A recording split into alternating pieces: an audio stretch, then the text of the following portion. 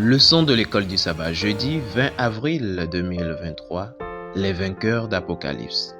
Les vainqueurs d'Apocalypse. Je cite, « C'est ici la persévérance des saints qui gardent les commandements de Dieu et la foi de Jésus. » Fin de citation, Apocalypse 14, le verset 12. C'est la description du peuple fidèle de Dieu dans les derniers jours. Pourtant, la seule façon pour quiconque de garder les commandements de Dieu à l'époque ou aujourd'hui, c'est par la foi de Jésus. Remarquez que notre texte ne dit pas la foi en Jésus, bien que cela soit extrêmement important, mais cette expression, la foi de Jésus, est quelque chose de plus. Il s'agit de la qualité de la foi qui a permis à Jésus-Christ d'être victorieux des tentations les plus féroces de Satan. La foi est un don à chaque croyant. Lorsque nous exerçons la foi que le Saint-Esprit met dans notre cœur, cette foi grandit. Nous vainquons non par notre volonté, mais par la puissance de Christ vivant qui agit à travers nous. Nous vainquons non pas à cause de ce que nous sommes, mais à cause de ce qu'il est. Nous pouvons vaincre parce qu'il a vaincu. Nous pouvons être victorieux parce qu'il a été victorieux. Nous pouvons triompher de la tentation parce qu'il a triomphé de la tentation. Lisons Hébreux chapitre 4, le verset 14 à 16. Là, il est écrit.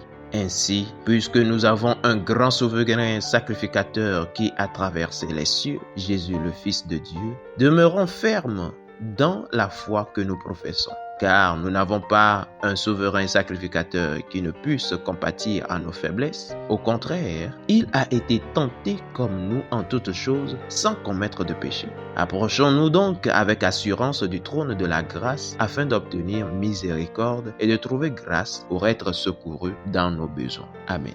Hébreux 7, le verset 25, c'est aussi pour cela qu'il peut sauver parfaitement ceux qui s'approchent de Dieu par lui, étant toujours vivants pour intercéder en leur faveur. Amen. Quel est le moyen par lequel le chrétien peut vaincre et mener une vie qui, en soi, craint Dieu et lui donne gloire? Jésus, le divin Fils de Dieu, a vaincu les ruses du diable. Il a affronté les tentations en faisant confiance aux promesses de Dieu, en abandonnant sa volonté à celle du Père et en dépendant de la puissance du Père. En lui faisant confiance, en le regardant, en croyant en lui, nous pouvons nous aussi être victorieux.